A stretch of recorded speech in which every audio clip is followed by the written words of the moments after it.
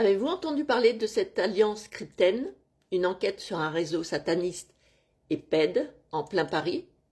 Certainement. C'est l'une des rares affaires françaises de PED révélées dans les médias.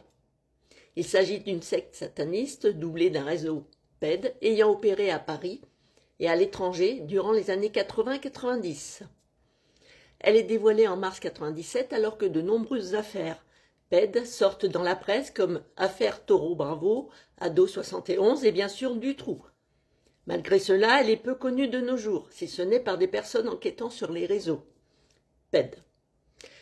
La secte Crypten aurait été créée par les membres d'une franc-maçonnerie invisible qui dirigerait également les services secrets.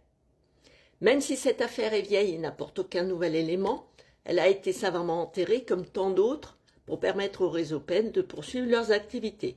Mais pendant ce temps-là, ça court toujours et on a encore plus. Je vous mets la vidéo de Samir Aouchiche, dont les faits ont commencé début 85, et son camarade Warid aurait disparu, probablement vendu à un autre réseau PED, basé à Boston aux États-Unis. À ce jour, il n'existe aucune reconnaissance judiciaire officielle d'un réseau sataniste. Bien évidemment, la plainte a été classée sans suite, comme tant d'autres. Aucune organisation nommée Crypten n'a été condamnée et aucune preuve matérielle publique n'a confirmé l'existence d'un réseau structuré international. Et pourtant, maintenant, lorsqu'on reprend Jeffrey Epstein, comme par hasard, les faits d'abus sexuels documentés par la justice se situent principalement entre la fin des années 90 et le milieu des années 2000, comme si c'était une suite. Ça, c'est moi qui le pense. Après, chacun en fait ce qu'il veut. Il est vrai qu'on retrouve des schémas similaires. Et vous, alors? De ces problèmes posés par les réseaux pédophiles, un jeune homme de 26 ans, Samir, vient de raconter sa terrible histoire dans un livre qui vient de paraître. Dès l'âge de 12 ans, à Paris, il a été victime d'une secte satanique, torturé puis violenté pendant près d'une dizaine d'années. Reportage Jacques Cardoz, Didier Rancoeur. Lorsqu'il avait à emprunter ce couloir, Samir savait que l'horreur était au bout. À l'époque, il n'avait que 12 ans.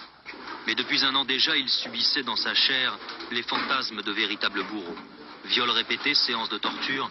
Ici, en plein Paris, rien ne lui a été épargné. Et la vie de cet enfant martyr plonge encore un peu plus loin dans le délire. Au viol s'ajoutent de véritables séances de torture et de barbarie. Ouais, c'était là. Il m'a amené ici, il m'a attaché. Ils m'ont mis des menottes et ils m'ont posé des produits dessus. Quel type de produit? D'après le médecin, c'est de l'acide. Brûlé à l'acide par les petits chefs de la secte, un groupuscule d'une vingtaine de personnes dénommé Alliance Crypten. Samir, comme d'autres enfants, en est devenu le jouet, un jouet mutilé sur 2500 cm² de peau. Ils ne pouvaient pas vivre sans torturer des enfants. Au départ, ça se passait par des rituels, alors des cérémonies, et après ça finissait en orgie. Une orgie, c'est-à-dire? Une orgie, ça finissait par des actes sexuels. Et puis il fallait faire l'amour avec des adultes, quoi. Plusieurs adultes? Plusieurs adultes, ouais. En même temps, il y avait plusieurs enfants? Il y avait plusieurs enfants, oui. Le regard fixe, Samir porte encore les stigmates de ses souffrances physiques et morales. Mardi dernier, accompagné d'un ami, Willy, qui l'a sorti de son calvaire, Samir a déposé plainte contre 2 membres de l'Alliance Crypten.